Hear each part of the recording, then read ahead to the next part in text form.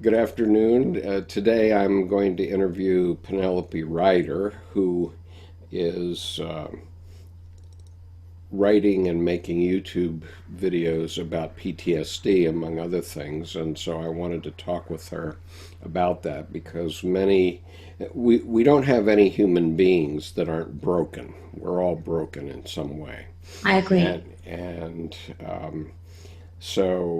today I'm going to interview Penelope Ryder about PTSD and how she is dealing with it, and we can have a little chat about my very minor bit of PTSD, and then we'll see where it goes. Okay. So Penelope, welcome. And because this is a Carl Jung Depth Psychology YouTube channel, I'd like very much to hear how you got exposed first to Carl Jung and his work. Okay. Okay. So in 2011, I found a gentleman called Dr. David Hawkins, Uh-huh. and his work. I was trying to heal myself from wounds from childhood. And through that, I got into spirituality and looking at Dr. David Hawkins' work, a book called Power versus Force. And the reason I came across that book was based on that I was using a pendulum or looking at kinesiology.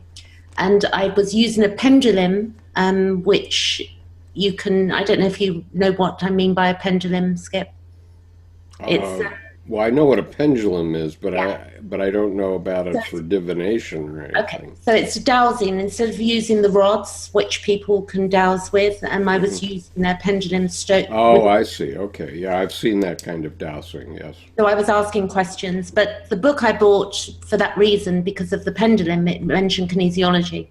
And from that book, noticed that Carl Jung's name kept coming up a lot in the Hmm. chapters he was Right. being referred to.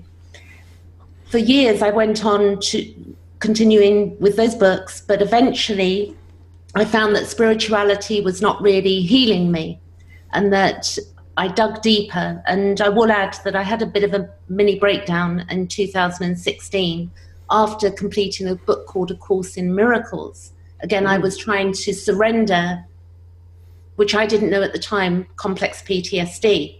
I was trying to forgive and doing it through forgiveness or surrendering to a higher power. Okay, so two questions. Let's define what you mean by a mini breakdown, and let me emphasize that I'm not a mental health professional, Okay, and so we're having a conversation based on my life experience and your life experience. exactly. I'm not a Oh, health professional either. So, okay. All right. So let's define what you mean when you say I had a mini breakdown, okay. and define what you mean by healing. Okay. Okay. So the breakdown was I was trying to heal my mind of trauma, and I was being told that the way to heal it was through forgiveness, that I had to forgive anything that had occurred in my life. And also in spirituality, there was a belief, a lot of my friends in spirituality were telling me that the trauma that happened to me in childhood, which was abuse, I was told that that was my karma and that I created that and chose it. Oh my God. So as What a terrible thing to tell a child. and so I had 13 years of quite heavy-handed abuse by my parents, and as a result of that, it led to not being heard by the people that I was integrating with on social media in groups. Hmm. And I was not being heard. I was told that my problem was that I had to forgive. I didn't understand at that point that I had complex PTSD issues, that Hmm. flashbacks, nightmares, and not being triggered, and then feeling anger or feeling rageful, not being rageful to people, but feeling volcanic inside, and having fight flight, meaning being very busy, and not being able to focus, Hmm. and Keeping and yourself busy is a way of not thinking about it. Is that what yeah, you mean? and but prior to, I will skip Skip, I'll go back one moment. On the 2011, I was trying to stop drinking alcohol. I was using alcohol as self-medicating. Mm-hmm. So I was drinking a bottle a night of Sancerre expensive wine, £20 a bottle, would you believe? Wow. Every night. It was my addiction. So I had a business. I'd come home from work, and I'd sit there and drink my wine. And then I would reminisce on my history, and then I would do things like call the Samaritan, saying I didn't want to be here, but I didn't want to not be here. But I didn't know how to forgive, and it was very messy in my head. Mm-hmm. And eventually, I stopped drinking in 2012, and that was due to reading some deeper work of Dr. David Hawkins called Healing and Recovery. And again, Jung's name kept coming up in his work. So eventually then I turned to astrology to understand what was going on in my life, and that was a very healing tool for me, something called evolutionary astrology. And again, in Jeff Wolf Green, who came up with evolutionary astrology, which is about the trajectory of the soul, again, he mentions Jung's work. So this led to about 2 years ago, I started reading Jung. And one of the things that got me, which I didn't understand at the time, was the quote, which really helped me, which is, until you make the unconscious conscious, it will direct your life and you will call it fate.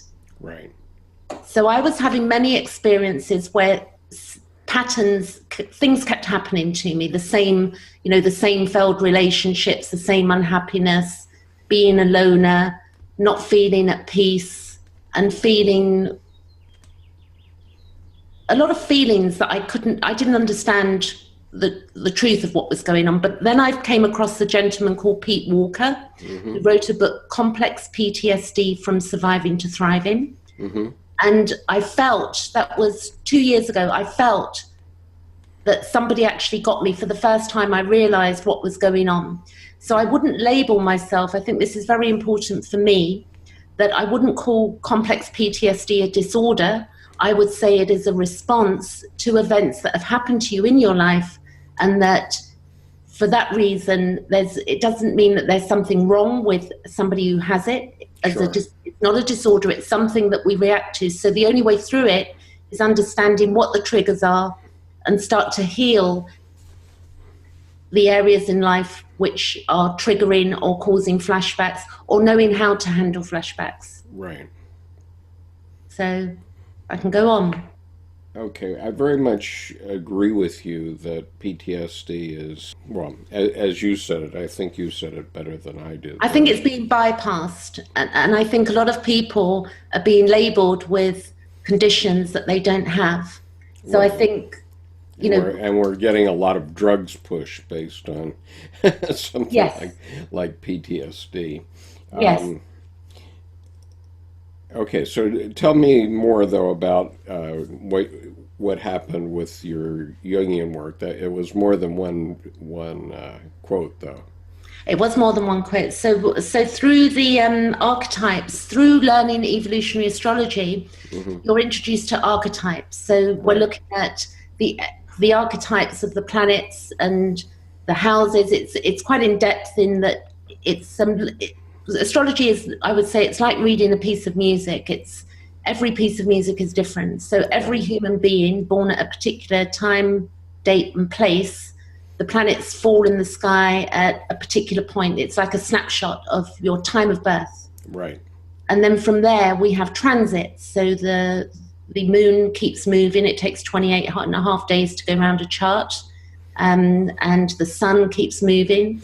And then the outer planets, the archetypes of Pluto and Neptune. I will add that when I got this book, I am.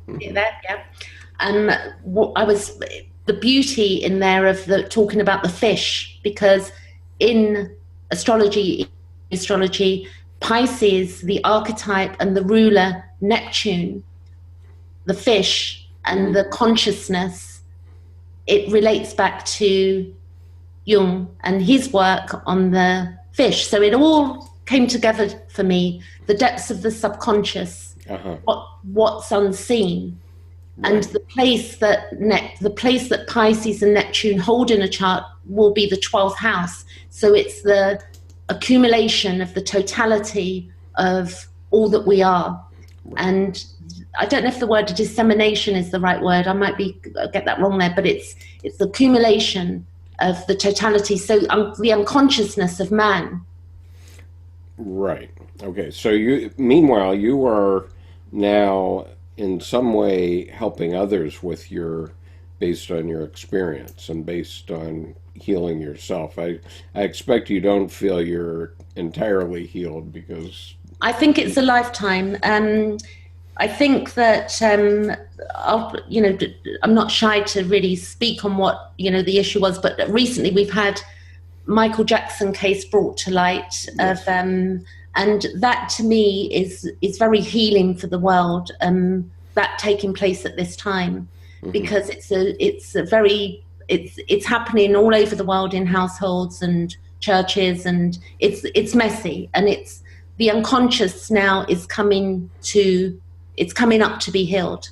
And Yes. this again is what Jung would speak of, the collective unconscious, and why these things are happening and the depths. How would you define healed then? Healed.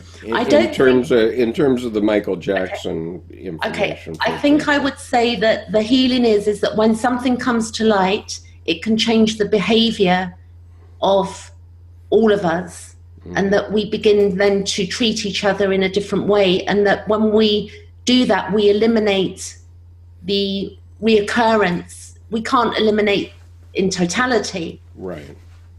these Right. occurrences, but the more it comes to light and the less shame there is in the world, the Yeah. more people begin to heal that wound, and it's through talking about it. It's Yeah. not We integrate, as you say. and we And change. So I think we're at the leading edge of something huge at the moment, and it's not about who did what to whom and right. when. It's Right. about, we can go back.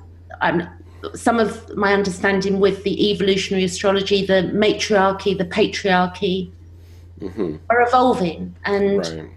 And we see this also with this Roman Catholic cardinal that just got sent to jail for abuse, and yeah, he was number three in the Catholic Church. And of course, we've had lots of abuse scandals in the Catholic Church. And one of the observations I'm now making is with Jordan Peterson, who has been selling the rules of life. Well, the Catholic priests have rules, plenty of rules, but the other side of that is the emotion, the person, the life that's yeah, actually there. And so you can make all the rules you want, but that doesn't change instinct. no. And and, and so you have to Well, I would say, give having instinct its due. the complex response, complex PTSR, I would say, Hmm. response. Hmm. It means that it's, and the triggers and the removing of anything that's propping it up. Like for me, it was a bottle of wine. When Hmm. we remove that, if we put pills on top of it, we're still, anxiety pills, we're pushing it down again. We're not allowing ourselves to feel fully. And that again goes to the shadow with Carl Jung talking about, looking at our shadow. If we're on a Precisely. dose of something, it's like, what are we going to see? We're Right. not seeing what we're really feeling. So I think that the belief systems of, for instance, like the word forgiveness, is quite harmful to humanity in the sense that without processing something, if I make sense here, when something's fully processed, there is nothing to forgive. Yeah, well, obviously there's a serious issue when there's child abuse because Edward Edinger talks about the fact that when you have a child, the child needs to believe that it's good. The child, whoever the child is, they need to believe that they're good, and if they don't, you actually crush that personality, and then it takes a long time to recover that personality. And so obviously at a time when you have abuse from parents, um, then then how do you, you're supposed to get Reconcile. How do you yeah, reconcile it? right. You're supposed to get encouragement from your parents because they're launching you out into the world, and they should be launching you in the best way possible. But when they themselves have trauma and then they're passing it on to their children, we have a lot of broken people in the world, obviously. We do, and so the thing is, the ultimate is that it goes beyond blame. It's not about blame anymore. It's all of us looking at it and Right. becoming conscious. And I guess we come in with a particular understanding or consciousness, and how that works. It's a very interesting thing that it can be seen in a chart. I see it in charts, but also we can only understand another's consciousness by having a conversation. Surely. Yeah. Obviously, that's true. And then there are people who are highly conscious or would appear to be, who are doing that also, as in the Catholic Church, or Right. so it's not again, it's not a matter of consciousness. It's something deeper in society that's Right. taking place. So Jung's work, really, I think the first book I read was, you might need to, I can see it, but I can't read it up there, The Soul, the book on the soul, I don't want to jump up and grab the book, but I can't see the title. Man's Soul.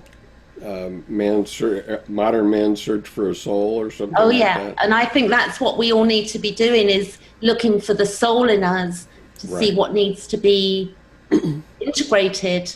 And Surely. we're not.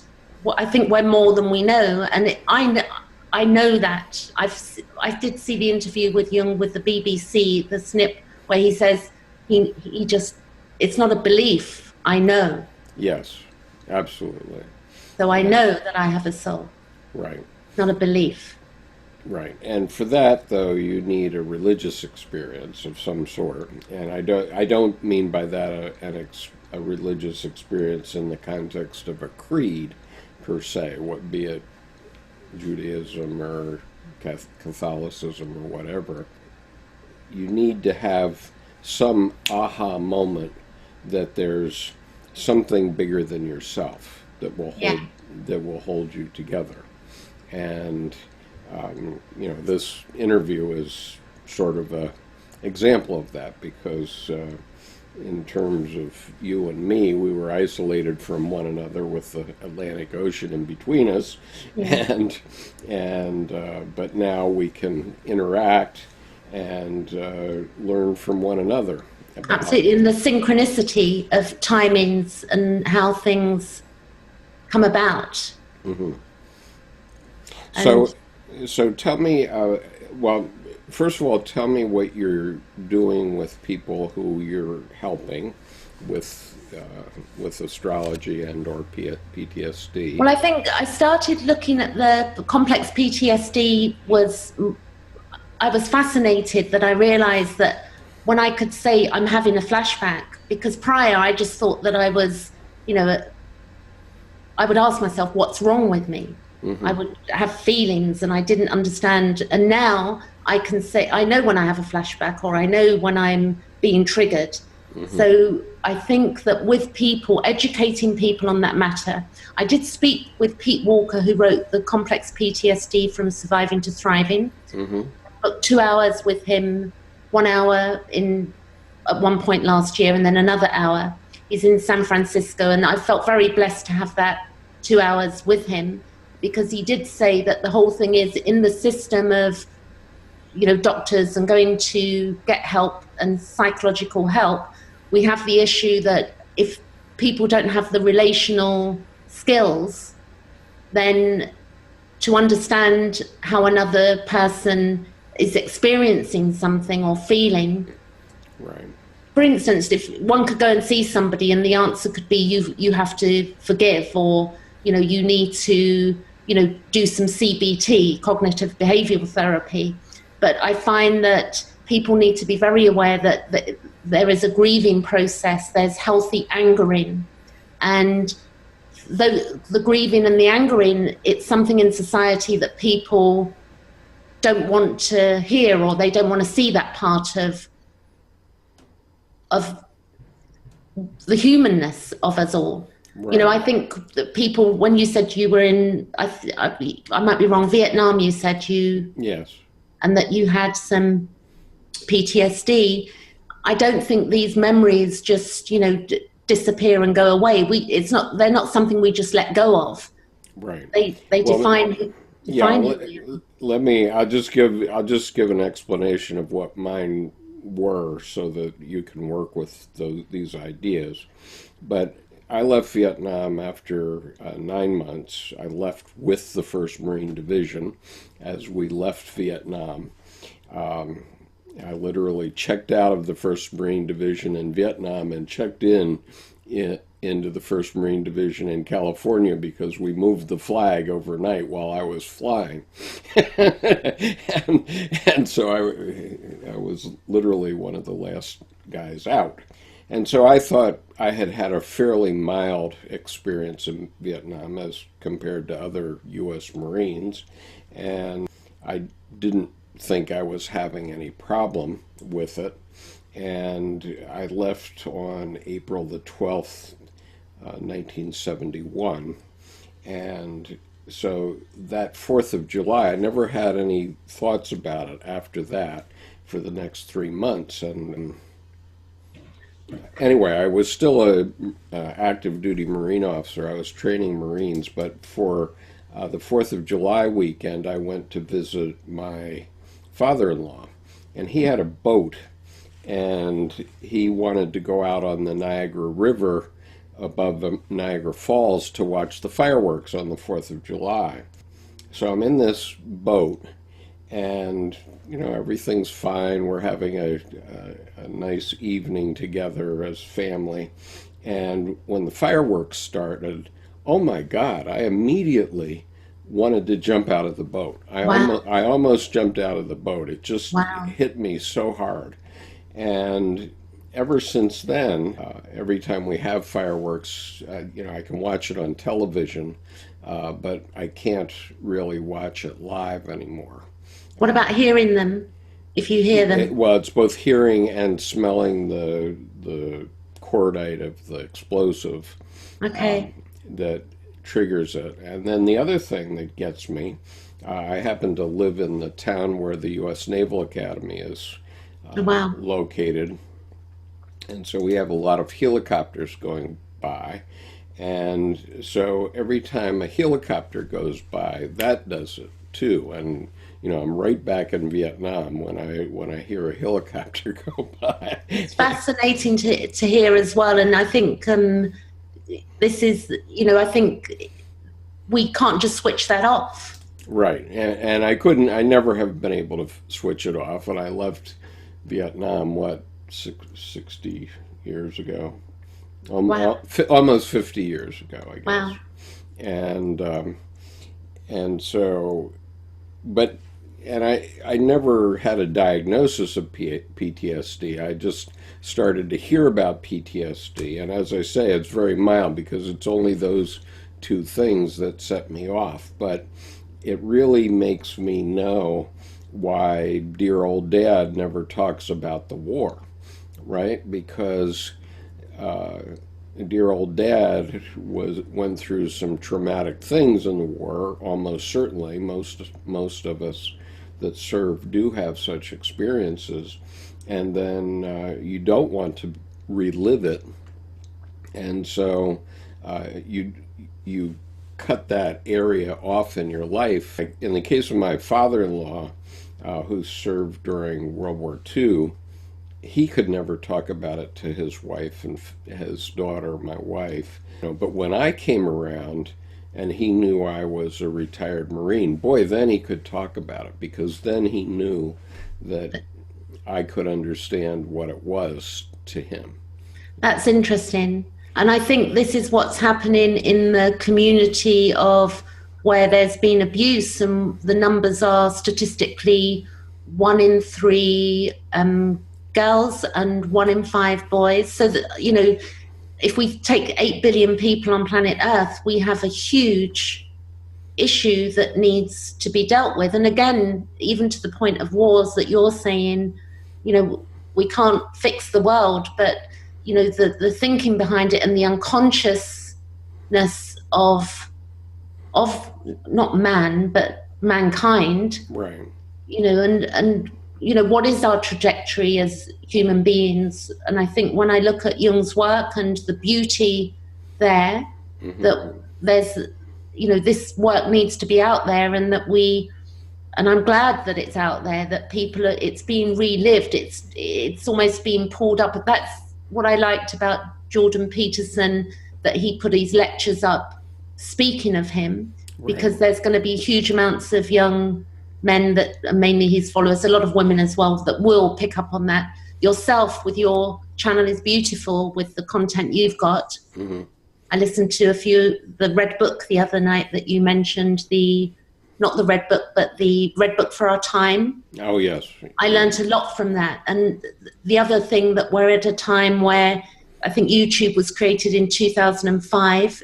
I could be wrong. Yeah, something like that, yeah. But the world is expanding, and also this jumping around, but comes back to astrology with Aquarius and the archetype there of the expansion, and Aquarius, the electrical system of the body. Yes. And so how it all fits together and how important the archetypes are, and that when we can tell stories and understand the archetypes, then we can grow as human beings, instead of being, I think the world's become quite shallow in many ways as a result of media, but the other beautiful end of it is that it's causing an expansion of knowledge which people would not have access to.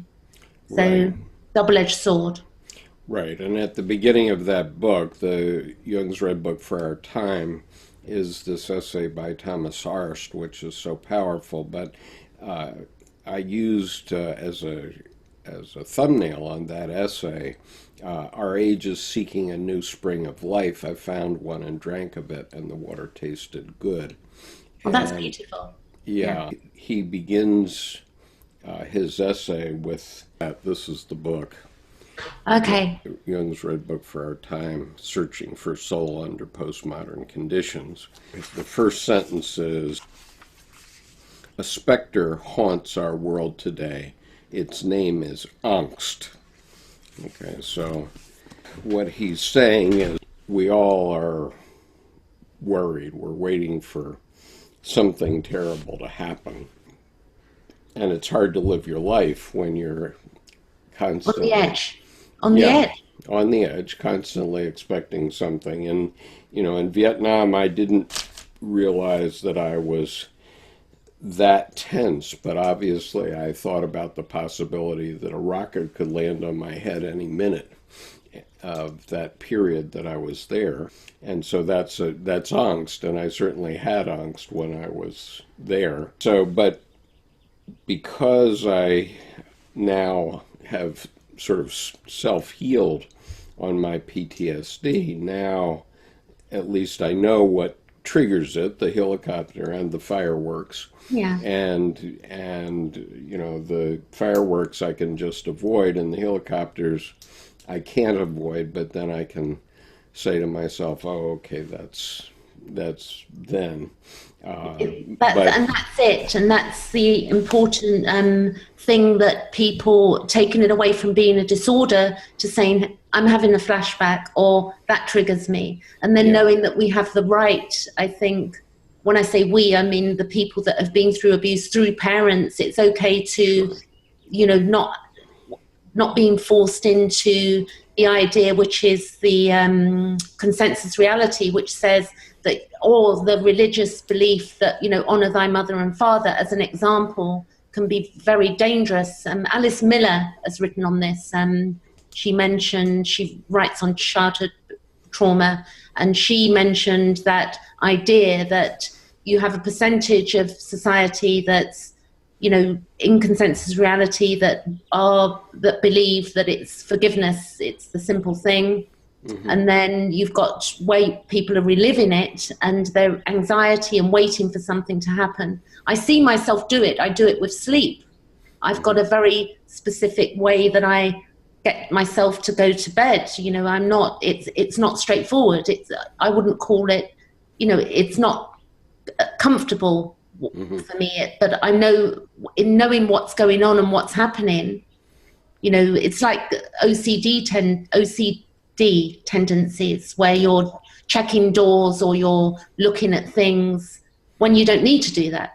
Right. There's safety, but there's a feeling of that angst of something's going to happen. Right. Deep in the subconscious. Right. Well, that's probably a reaction that kept our ancestors alive, because Yes. all of us are descended from single cell organisms 3.5 billion years ago, all of whom reproduce successfully down to us. And So we're wired.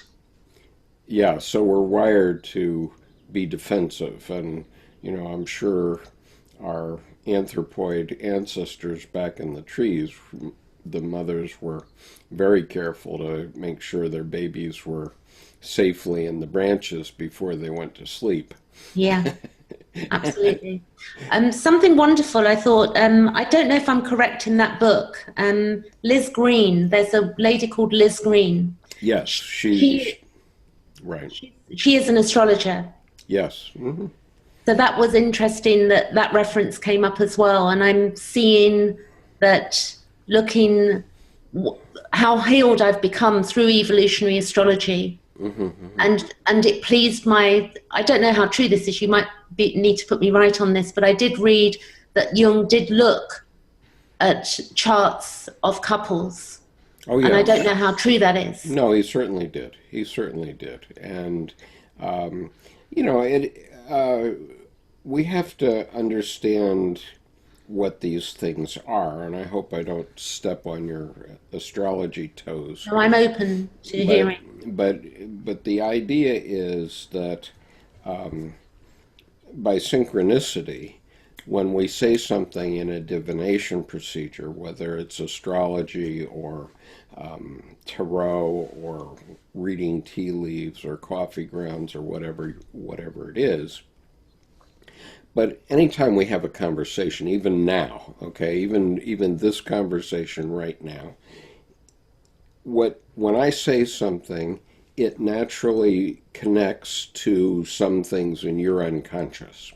Yes. Okay, and that also happens with astrology, very definitely, and also with Chinese astrology, and so if it hits something, I call it a hook in your unconscious, that is something that your unconscious is dealing with, that you're not consciously aware of, but something your unconscious is dealing with, then it connects, and then that may cause you to respond. That's what a conversation is, okay? And as you say, you can get off on a tangent. Well, we all can get off on tangents. And so when Liz Green or you are doing astrology, that's what you're doing. You're saying things, but some things connect. And it's like Carl Sagan could never understand why there were 3,000 columns in newspapers about astrology, but none on astronomy. Okay. And the point is that everybody that reads the astrology column is going to have a hit sometimes. My understanding is I don't read any of those. I'm more looking at the unconscious. So it leads to Jung and his work. Right. And I think that, there is what are we looking for? So the idea is, what is the intention of something? And well, that's right. The intention of, I think that believing I have a soul, my intention is I don't want to come back. Yeah, well, what can I do now to You What know, can we do now to keep this conversation going for the next 5 hours? Whatever it is, whatever it is. if we're enjoying it, or to keep the psychotherapy session going, or the conversation with a Absolutely. girlfriend over tea, or whatever it is. Exactly. But the healing, so I think the healing of each of us, and it really is in conversation, it happens in those moments. And Right. even when I've read Jung, and an example would be that for the last few years I go to sleep and I get in my third eye, I get like a deep purple, and then like some gold or yellow goes there. And then I start seeing eyes, like eye to eye. Mm-hmm. And when it started happening, I thought some of them were really scary. They were Yeah. not nice. And then I would wake up and see over one side of a white wall, I would see the wall covered in geometry. And I'm Mm-hmm. thinking, am I awake or am I asleep or what is going on? So it's interesting that we're holding these things in the mind. And this is the other thing with healing or the complex PTSD response. We're all having these experiences. So there's no separation between sleep and being awake. Right now, I'm talking to you, but Right. I could be having this experience and I'm talking to you and be asleep, but it would be just as real Sure. to me. And interestingly, I don't know if you've heard about this book, but Peter Kingsley has written a two-volume book called Catafalque by Peter Kingsley, Carl, Okay. I've never seen it, but Carl that's Jung and the End of Humanity. okay. It's and coming. and Peter Kingsley it's a two-volume book, and it costs $75 on Amazon. So uh, that's a Can I ask bomb. you about Peter Kingsley briefly? I Sure. don't know. I haven't heard his name. So what's his? Well, he's mainly an antiquarian. He mainly has spent his life and career studying ancient Greece, for example. And so one of the things, just a minute here, Liz Green's tarot deck. No, I'm not actually. Okay, But I have maybe. been. Her name's come up quite a few times. I've read some of her articles on. There is a site called astro.com where that a lot of her. There's quite a lot of her stuff on that site. But Okay, that's why I stood up here, okay, because this is the Mythic Tarot okay. Let's green. by Okay, Juliet Sharman Burke and Liz Green, okay. and it's all based on uh, mainly Greek myth, I think. I love Greek mythology as well. But it has this tarot deck has this lovely book in it, the Mythic Tarot, the New Mythic Tarot, Okay, and it's quite long. It's 250 pages long, okay. and written by Liz Green. And then you can get this tarot deck with it. Oh, that's beautiful. Yeah, I might and look at that. I will look at your videos. You have the selection playlist on right. the Yep, there's 18 teaching. videos there that will teach you how to read the tarot if you I want. will. It's something I will look at as well. Yeah. So anyway, this is interesting, and I just revealed not only to you but to myself that I still haven't looked at her card deck, but I have a collection of tarot decks because I became an ace tarot reader about 20 years ago, Wow. and I don't do it as a profession, but I could do, and my reading group insisted that I teach them how to read the tarot, so I did. I make this boast that I could go into an auditorium with 1,000 people, throw the cards across the floor, and do a reading directly off the floor with no layout. Traditionally, you lay the cards out in a certain pattern.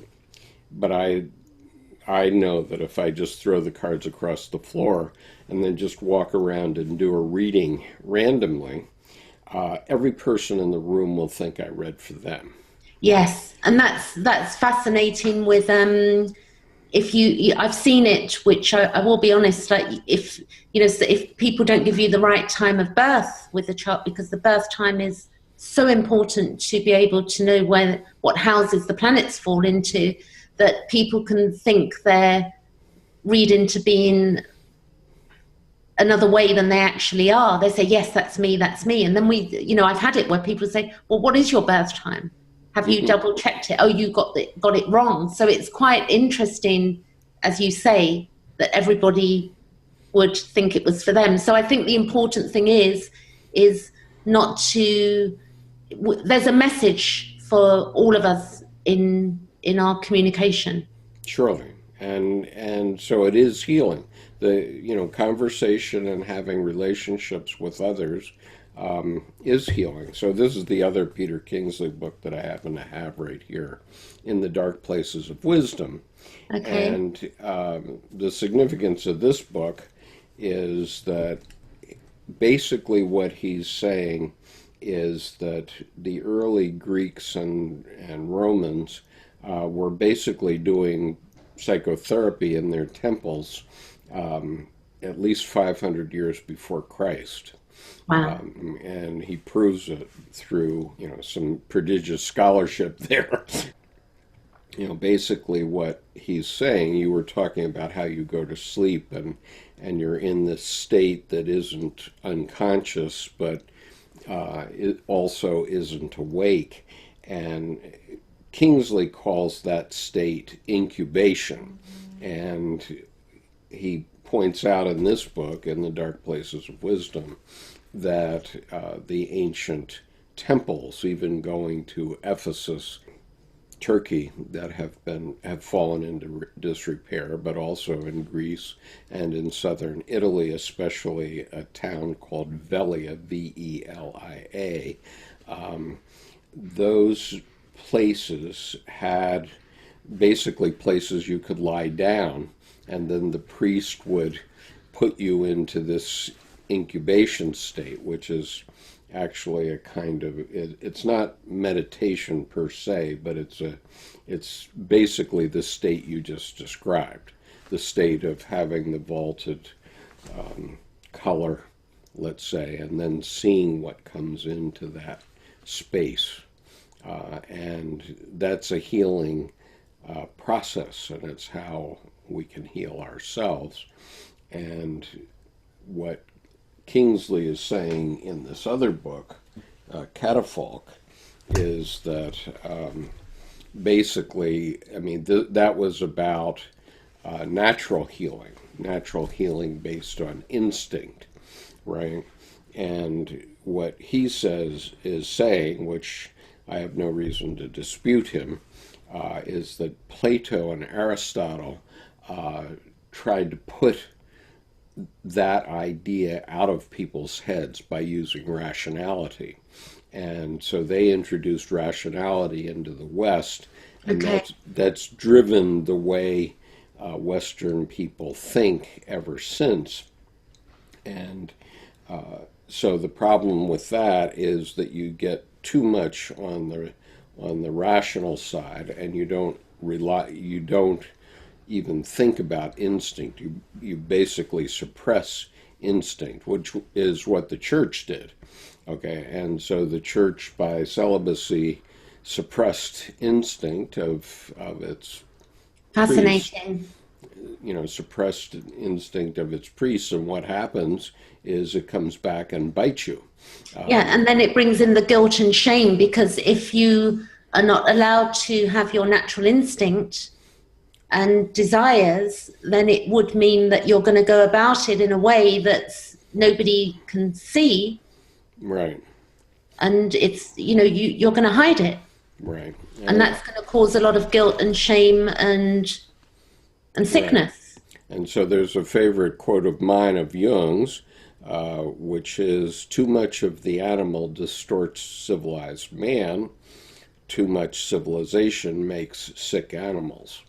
And Absolutely. and you can we see that in the crisis with the priests in the Roman Catholic Church, because they're sick animals. Basically, they haven't been able to, follow their sexual instinct, and therefore it becomes evil, I basically. wonder if this, I did read, like, I'm not well up on this, I'll say well up, but in matriarchy that I read, and that the it was believed that when a baby was born, it was a gift. They didn't know at that time that conception was something that happened through a male-female connection. Right. So it was a gift, and then the sexuality was taught as a young age, and it was a whole different setup. So maybe, living in hope that we're all of this repression, by being open and speaking about these things, it allows people to think differently, allows something else into the conscious, which then means it allows changes to take place. Because Yeah. it to me, it's not, it's not so much the abuse, but it's like, why is it so widespread? How do we shift this so the children coming in, I'm not here to save the world, but the children coming in and, Won't have as much trouble with it, surely. and even And with wars. I mean, the reality of the chaos of what one man can create sure, is it's incredible. civilization did come about by rationality and logos, logic, because we could talk to one another and say, oh, well, why don't we build a barricade around our village or something as a protection? And that's the way civilization got its start, is by banding together, herding together to defend one another, and that all led to logic. But there was a lot of problems, so then at the time of Moses came more rationality in the form of the Ten Commandments, right? Okay. And so there was this period of the law, which was this Jewish innovation. I mean, not only in Judaism, but also in Eastern religions as well, that you would follow specifically this law. That was rationality, and that allowed and the idea of marriage, okay, because before, I mean, if you look at a great ape, uh, pride, or not pride, but a group of great apes in a zoo, what you'll see is that the alpha male has all the females grooming him, and all the less strong males are around the periphery, not doing anything, and so that started to cause wars. I mean, wars even in chimps, as the woman that did the chimp study, I don't remember her name I offhand. think I can picture her in my mind, but I don't remember her name. Right, but anyway, she discovered how awful these wars were between chimpanzees, Wow. and so that was natural instinct, because they were fighting for territory and so on, which is what happens outside your window every day in the And we're no different. We right. are. And we're no different. And so when marriage was introduced, that was a way to cut down on the violence in the society and allow people to live together in groups and make bigger groups. So therefore civilization came in. So that was the law. But the problem is, the more that law got built up, the more we built walls, the more the natural solution didn't get introduced. So you get, the rule of celibacy is a terrific example, where okay, it's well and good that the priests aren't supposed to be having sex, and therefore you can let your wife talk to the priest when she needs to talk to the priest, but and nothing will Was that the happen. reason? I never thought about that. Is that one of the? Do you think that's one of the reasonings behind it? I don't know what the Sure. history is. Well, I was told it was different, that that there was a pope who wanted to not have to pay or cover the costs of women after their husbands died. And so he didn't want priests who had wives Wow. because then he had to support them. But I think more generally, celibacy came in it because men didn't, were jealous of their wives talking to the priest, except if he's, a total man of God and never does anything sexually. Okay, then maybe that's okay. Um, but if you make a law, celibacy, that he can't have any sexual experience, then it just boils over. I think And so. And I and think we've all different constitutions, that maybe I'm saying that wrong, but, I know myself different, females and friends, like different male and female, and right. some are more highly sexed and some are lower. We're Hmm. individuals, and the Sure. individuation of who we are, and then, choosing somebody that's in alignment with that instead of thinking, well, I have to get married and I have to have children and the laws, you know, that we have to be. Like, Right. for instance, I'm 50, I've never been married. Hmm. No one's ever asked me. Good thing. I'm quite individuated as a result because I was Right. forced into individuation because of my early abuse. It Hmm. meant that, I came away from family. Hmm. I've very much been a loner, but I don't actually feel alone. I like my aloneness. Sure. It's And that's perfectly okay in terms of Jung's personality types. I mean, we develop into being introverted, and I'm introverted too. And my introversion was caused not by abuse, but by the fact that my father was a naval officer, and so we moved every 2 or 3 years throughout my childhood. And so every time that I created a society around me, it was ripped away, and I had to start over again every time. What's amazing. And so it always took me, 6 months in a new place to get any friends or develop friendships, and then they'd get better and better, and then we'd move again. That Did was you the maintain any? Did you maintain any people from the people where you were moving from, or was there a point of just moving on? And almost no one, but I do have a couple of stories. I went to high school in Japan, and um, that's on my bucket list. Japan. I want to see the blossom trees. well, I spent, well, that'd be good. There must be some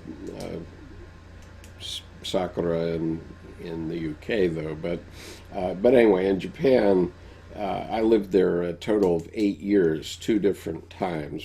The first time when I was in high school, and the second time I ran a business there 15 years later. And so the first time I arrived in Japan, and I was going to an American high school, and on the first day, um, one of my classmates threw a spitball at me and hit me right in the side of the head. And he gave me this big grin, and that was on January the 23rd, 1962. And we've been friends ever since then. And he's my oldest friend that I can point to in the world. And except that we're separated by great distance, unfortunately. He lives in northern British Columbia, and and I live here. And ironically, his father had been a very senior warrant officer in the Navy. He was the staff secretary of the commander of the Seventh Fleet, and so he had been in the Navy for 30 years, and of course Vietnam was coming along, and I joined the Marines, and my friend went to Canada and never came back, Wow. and so you would think that he was the liberal and I was the conservative or something like that, but that's not the case at all because, um, he and I think almost alike, I would say, uh, today, and we're both extremely liberal. And, I just went into the Marines because I knew the way the system worked. So I worked the system to stay alive in that time. And he went to Canada. Um, but we're still close friends. And I'd love if he would be nearby. And then there's two girlfriends from that time. Not long after the Spitball event, um, I was involved with one woman who was um, working with me. Somehow I'd gotten a job in special services, sort of as a babysitter for kids that wanted to learn how to horseback ride. And so there were two of us, one girl and me. And the girl in that wanted me to comes up to me one day about 5 or 6 weeks after I'm in Japan, and she says, "There's a girl that wants to meet you." And I said, "Oh, okay, let's plan a time when we could meet." And she says, "Oh, it has to be today." And and I said, "Why does it have to be today?" And she says, "Well, because she's leaving Japan tomorrow." I said, "This is going to be a short romance." And so then my high school class went to the Winds because we were all from different parts of the United States, and we never saw each other for 30 years. And we finally had a class reunion in 1994 in Colorado, and not that time, but then we started to communicate with one another.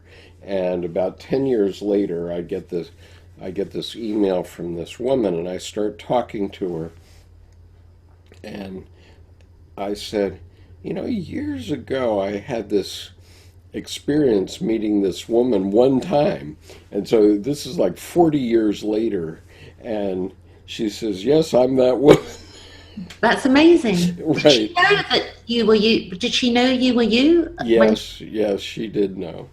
she knew? And I said, "Boy, amazing." And so anyway, from then, which was, I don't know, about the year 2000 or something like that, um, we have been interacting on text messaging. And so, I mean, we were text messaging this morning, the three of us, the girl that had been in the horse riding group, and the other girl who it actually was the other babysitter type person. I get what do they call them, counselor, camp counselor, like camp counselors, right? So she had been the other camp counselor, and then when she left, I took her job over. And so the one that I did the job with for a couple of years, and she have been friends all that time. And so then they brought me into this group, so we have horseback riding in You're common. texting together. That you're now even. Right, and I haven't been on a horse in 30 years probably, but they're still talking about their horses sometimes, um, or they're talking about horses. They don't have horses anymore, but anyway, that's a long story. That's a It's diversion. fascinating. I'm It's sorry, it's but it's nice to hear though. But it's but nice it's to hear. it's healing to be able to have that interaction with them, right? Absolutely, and I Be, think people that are that we resonate with. It's so important to have people that understand. That we can have. For me, where I can have discussions with people who understand what I'm talking about, and it's rare. I think in right. consensus reality, and where people are asking simple basic questions, I find it difficult to be in the world. Hmm. I'm Hmm. in the world, but I do find it difficult to be in the world. I see. Do you have friends from that time for yourself from high So high school level or? No, I left school and home at 14 and a half in a very unpleasant way, and I found that I feel like I've been asleep for you know for many years. Uh-huh. I'm not asleep, sort of asleep, but this is almost like Neptune. It's like my consciousness was not grounded in my body. And Hmm. it's only when I started looking at my wound that I've begun to form a personality, if that makes sense. Yes, I believe that. I definitely believe Because I that. didn't know who, I was just living out my life, and now I feel through the work of Jung and these beautiful books and astrology, it's like a light's been switched on in me. Hmm. I'm being pulled into something that I've got no control over. It's just I'm being pulled into this work of and Well, and and speaking about it. And I think the beauty of social media to be able to share who we are, and then people, it brings people in. Like I commented on a video of yours, right. and then you looked at my channel, and here we are. And I've learned a lot from looking at a few of your videos. I've been, and information, and even the books you've just shown me. Hmm. And you can have connections and friendships across the world. That's a Um, beautiful thing. Like I yeah, have some of the friends now I have are they I would almost say not a cliche, but soul. It's like a soul connection. yes, A couple of people where it feels it feels so good to have a few people that you can really connect with and be who you are. sure. That's very valuable, and and more power to you. Uh, so are you bringing people in for astrology work or I think conversation? it's been a bit more conversation. I mean, the plan is that to allow people to have a voice through my channel, Hmm. going live on YouTube, and building up people. People who want to be able to speak. I can bring them on, like you've brought me on here. Right, I've got Zoom, so I can bring people on live, right. and decent conversations about what we're talking about and healing that wound, and allowing people to get out of the idea of secrecy, or there's anything to be ashamed of, or that we have to be a particular way in order to be accepted in the world, to have our Right. individuation. Yeah, And I worry very much about all the anonymity that has been on social media for the last 30 years. It's not just now, because I've always, except when I have been involved in drama or theatrics, I have always used my own name on social media. And uh, and and most people don't, it seems, yes, and so I think that has to do with individuation too. I think you've made a good point here that if you're afraid to use your own name, then you're afraid of yourself. well, it's authenticity. It's being authentic and in the world, That's and right. knowing that, for me, very importantly, the transparency Hmm. of being transparent, and that for myself, that I have nothing, and this is Hmm. my truth, to hide Hmm. from Hmm. anybody, Right. anywhere, any place. And that's my own truth. I had one major thing that I was holding on to a few weeks ago, and I got the opportunity to speak truth. And that's been very empowering for me and liberated me. And realizing that, there are no secrets, it's very freeing. You can move through the world, and the soul then is freed up to, for that trajectory of whatever I'm doing here, Right. the work I'm doing, and be not purity as in a religious sense, but being the innocence of the purity of that, which is the truth of who I am. Yes. Well, I think that's terrific. Um, I would observe, though, that you started with some of the most difficult of Jungian books. It's interesting. I did a interview a few weeks ago of these two young men who go by the handle of Uber Boyo, but who who actually do work in their own name also. And one is Irishman in Dublin, and the other is Englishman in Manchester. And they're amazing. They're very precocious. They're in their 20s, and they have been doing an amazing series on Ion. Uh, from Okay.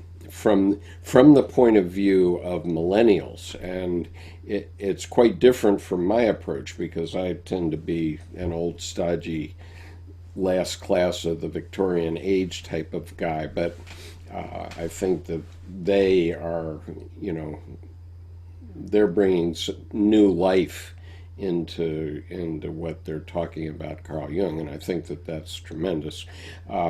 But I just observe for you as well as for them that, you know, Ion isn't exactly the easiest book to start with.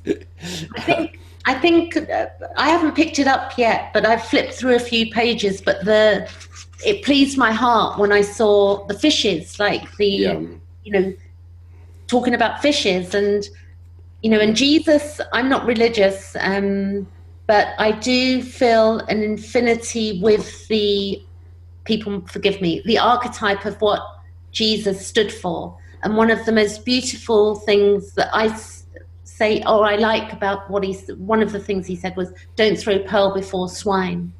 And that hmm, is very empowering for me because it's the opposite to honor thy mother and father from my own perspective of living life, because there's a lot of confusion right, about what is what, where is the boundary, how much how free are we hmm, sure, in this body. Who am I owned? Am I owned by you know somebody else? It was feeling, I don't know where that comes from in me. If one believes in past lives, maybe I have something from there. But it's a beautiful journey, and I'm learning so much through looking at astrology. I don't think it's about prediction on any level, because I don't think things can be predicted, but I think we get the idea of the soul and what am I trying to achieve. And then our consciousness expands when, for me, when I read this material, you yeah, begin to go to a higher place or realms. right. And interestingly, this book is talking about prophecy. And Kingsley makes the observation, which was a light bulb going on for me, that prophecy is not about just guessing what the future is and seeing it.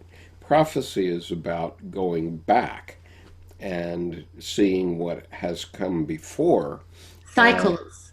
right, and then understanding the cycles and what's happening. And we're, oh wow, are we definitely seeing it in American politics these days? Yeah.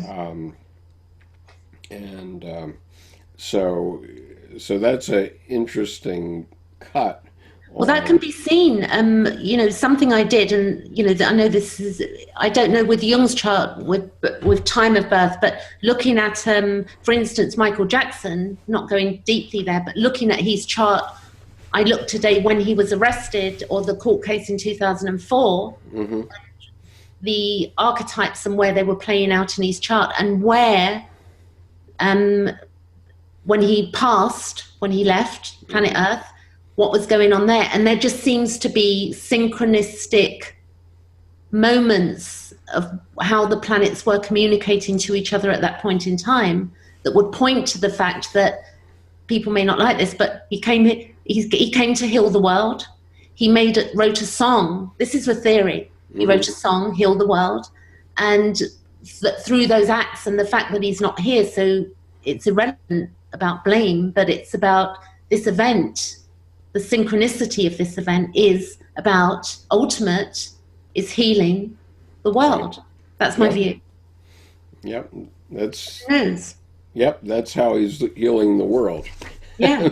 by making us talk about these things.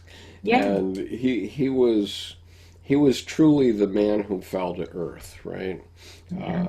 And because he was uh, the young, he was 5 years old or something when he started to sing with the Jackson Five. And I actually courted my wife 35 years ago by by creating a tape, an audio tape in those days, an audio tape of various pieces of music that emotionally were connecting me with her. And I used Michael Jackson at age 5 singing "I'll Be There" as one of the songs I remember. Yeah. And my wife really started to fall in love with me because of that audio tape that I created. Um, and in fact, I still remember the song that it begins with, which is "You Were on My Mind" from Ian and Sylvia, which begins with the words, "Got up this morning, you were on my mind," and and then went down to the corner and started to drink, right? Because things weren't right in my life at that time, and that's what Ian and Sylvia are singing about in that song. I'll have a So look for that on YouTube yeah, afterwards. But so I think, what is the ultimate? I think for me, it's just as you're doing, putting, this beautiful work out there, and I think for me, it's speaking and just helping people understand we're all traumatized. We've all got wounds. It's all of us, yeah, and that as we heal ourselves, then we're passing that on and the baton that steps forward, because I think the future could be 1,000 years, 2,000 years, I don't know, but I think the future is not going to be that tragic. yeah. That's Well, my belief. Jung was pointing to 600 years. 600 years of Well, 600 years before the creation of basically a new religion, which is based on the individual, on That's individuation. beautiful. I did Right. hear you say that, and I think that I did look at the statistics. I think there's 1.2 billion, there's 8 billion of us. 1.2 billion follow the Catholic Church. I don't know about the Christians. I can't remember the figures, but then you think, well, there's at least half that are not following any religion Hmm. of the 8 billion, 1.2 billion. So, it's fascinating. I mean, for me, you know, God is within me. It's not Right. existential. It's not out there, and it's not a punishing thing. It's Right. One thing that you should do, I gave you access to the library. yeah, to the library. So look in there for a book by Edward Edinger called The Ion Lectures, because the Ion Lectures, and I just want to show you one particular What was graphic. his date of birth? What was he? I don't, because I've never heard his name. So what's his Okay, history? his name is Edward Edinger. He Yeah. was born in, I don't know his birthday, but he was born in 1922 Okay. and he died in 1996. And so his name is Edward Edinger, Edinger. And I he watched the wrote, video that you told me to watch on him as well. right, and he wrote 17 books about Jungian psychology, and particularly as it relates to religion. And he was brought up by a very strict Seventh day Adventist family, I believe. So he was very turned off by religion in his youth. And then he went to Yale Medical School and became a psychiatrist. And then he got in contact with Esther Harding, who was one of Jung's first generation disciples. And so Esther Harding had been going over to Europe and being with Jung in the summer times, especially from the very early 1920s, maybe even the teens. And so she was basically the one that started Jungian psychology in the United States.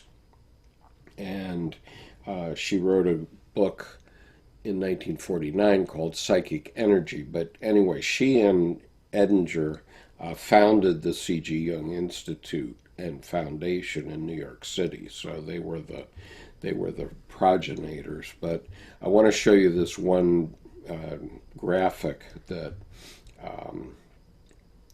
Edinger. Wait a minute. I didn't. Oh, okay. Are you seeing this graphic? Yeah, I'm seeing that. Okay. So, in terms of religion, because the point is that the self, which is in the bottom of this image, is the controlling part of our unconscious. Okay, it is our unconscious. And Edinger and Jung call it the God image. Edinger also called it the greater personality. And so we have an ego, and the ego is our conscious mind. Okay. And as you see in this graphic, there's a man's ego, a woman's ego, and a neutral ego. So the idea is that the self is the deepest archetype in everybody. Every human being at the deepest level has this driving force. In other words, you can't tell me what's going to happen 2 minutes from now. What you would say or what I would say 2 minutes from now, neither of us can predict it because it comes from the unconscious. Okay, and so it comes from the self. It's if you will, God-given, inshallah. Okay, Okay. and so as the Muslims say, if I'm still talking 2 minutes from now, inshallah, if God wills it. Well, the God that human beings are talking about is actually the self. And Jung's point was that we can't tell the difference between the self and the metaphysical God. Okay, human beings can't tell the difference. And so everybody that's an agnostic or an atheist just hasn't understood this point that you could deny that there's a metaphysical supreme being out there, but nonetheless you do have a God image in your deep unconscious. That's the deepest archetype in the unconscious. And men and women look out through what in effect is like a contact lens. In the case of men, we look out through our anima. And so I can show you my anima. But anyway, I'll show you my anima in a minute. Okay. But the point is, we see the world through this contact lens. And so I don't know, in your case, you may, as a woman, you may look out through the animus, or because your parents were abusive, you could. Yeah, I can see that there's two, I think looking at me, I would say that it can be quite a male aspect in me. Mm-hmm. Um, And, I and so you may have I don't know whether it's anima or animus or both in your both. I would case. say both. It's not going to be one, but I Right, see where I play with that.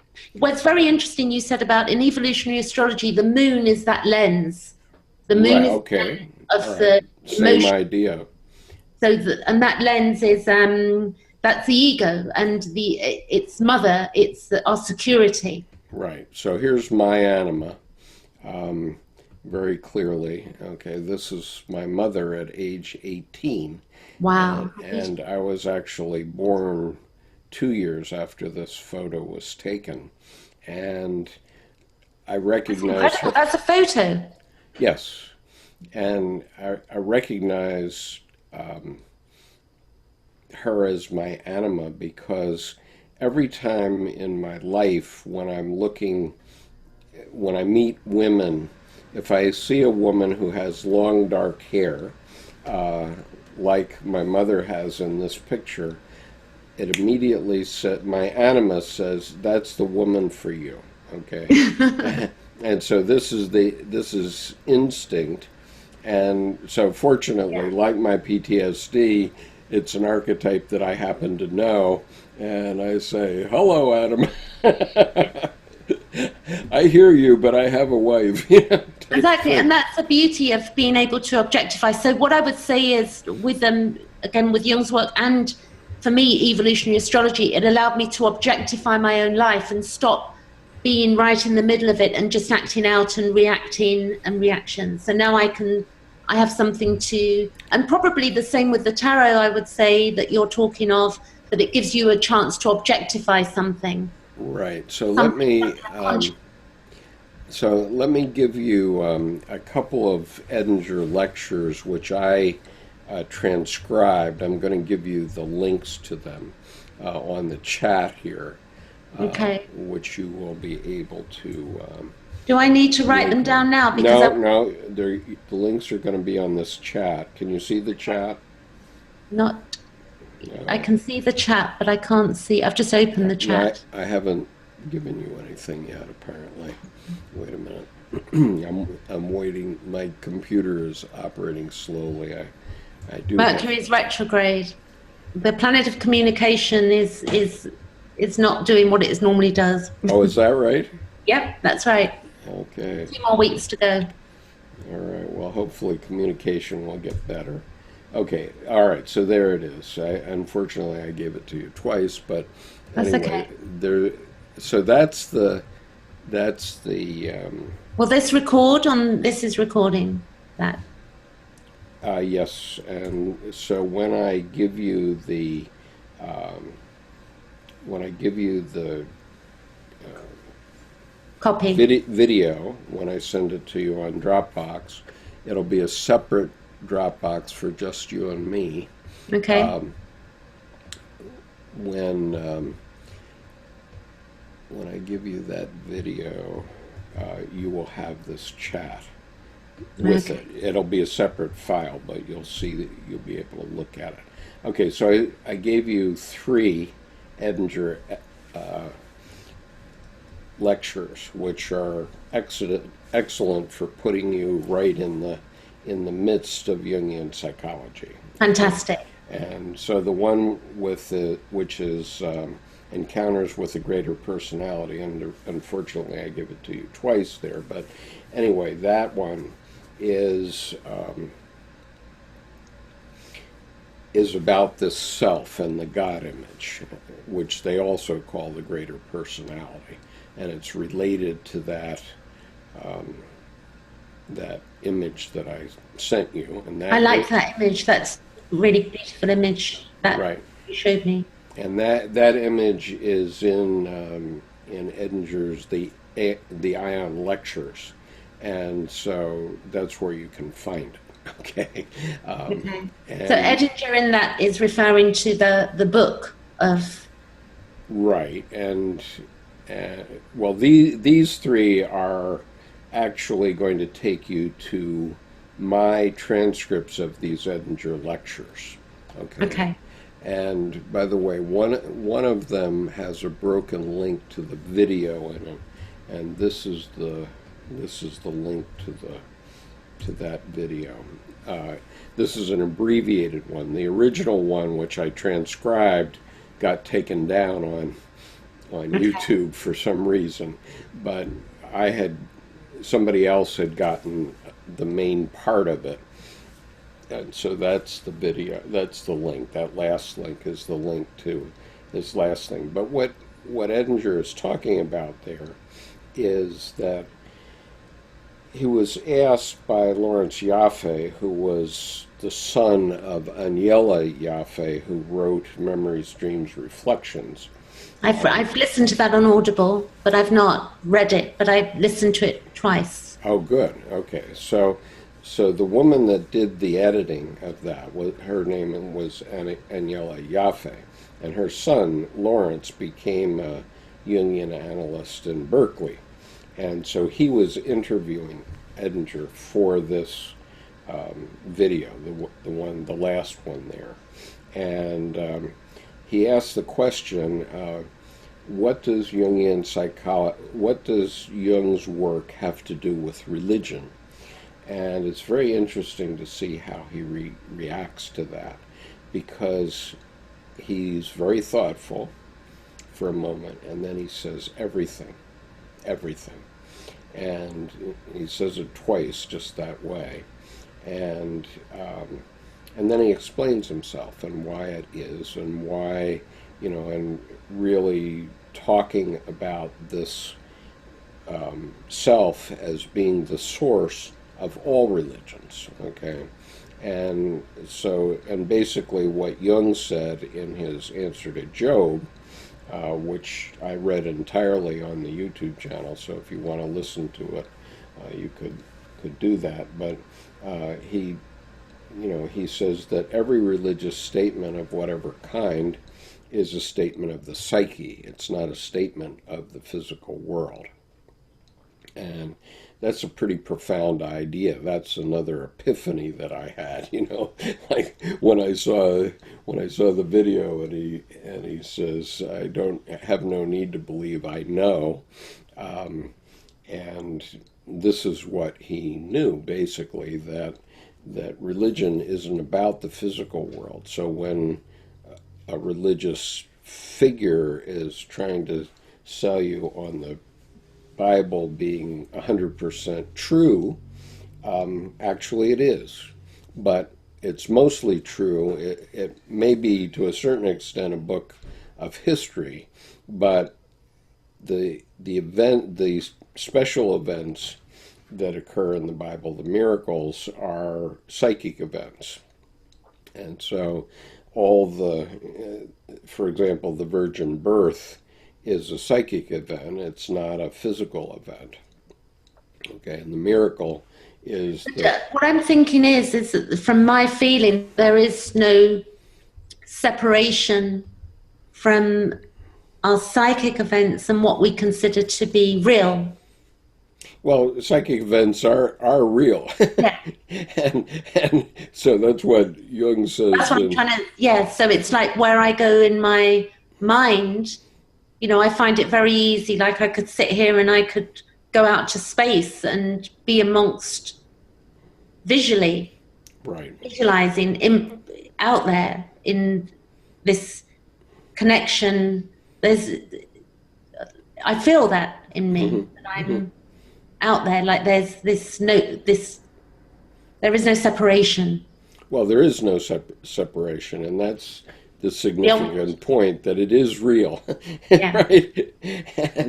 And so Jung says it explicitly in answer to Job, where he says what people don't seem to understand or can't get it through their heads is, I believe the psyche is real, and I just did 8 readings over the last week on his one of his last essays, which is 120 pages long, about UFOs.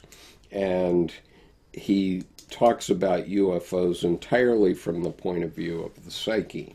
And except in the I guess, the last one that I did today, where he's talking about, supposed actual experiences that people recounted. And it's a very interesting essay. I urge you to take a Well, listen. I did see them pop up in notifications, so that's something I've had my eye on. take a look, especially at video number 5 in that series. That's a kicker right there, because we're seeing those events, those archetypal events coming up in our politics. And are you familiar with the name Alexandria Ocasio-Cortez? No. Okay, well, she's a congresswoman who is 29 years old, and last summer she knocked off a 20-year congressman in the Democratic Party, knocked him off in the primary, and then got elected because she's from a Democratic district.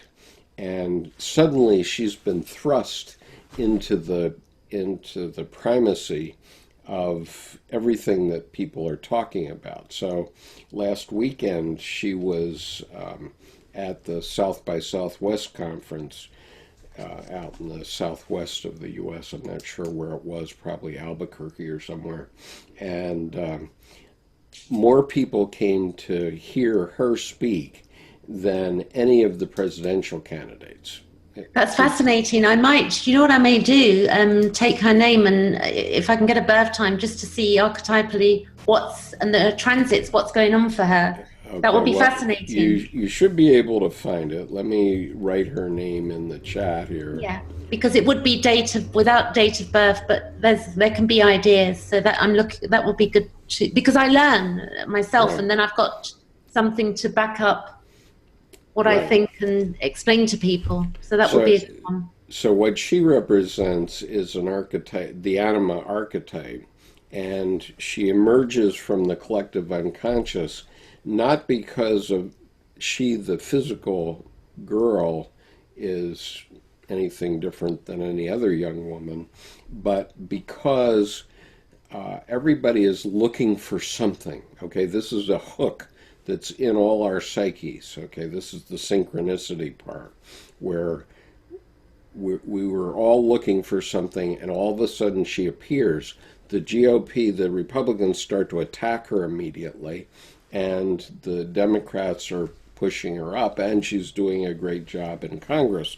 She's only been there 2 months so far, and so she's just getting thrust out Into of the limelight, into into the the limelight. So now we have a man too, who's this Beto O'Rourke, and he's being thrust up as like the savior. Okay, that's another archetype, the symbol, yeah, a the symbolic guy, and he's getting thrust up now. And he's being attacked by the GOP because right away they recognize the danger of these two people, because they may not know what an archetype is, but they know what danger is for their point of view. And so they're attacking her, and the effect, and him too. And so the effect is they're pushing both of them up into the limelight and making them more and more important.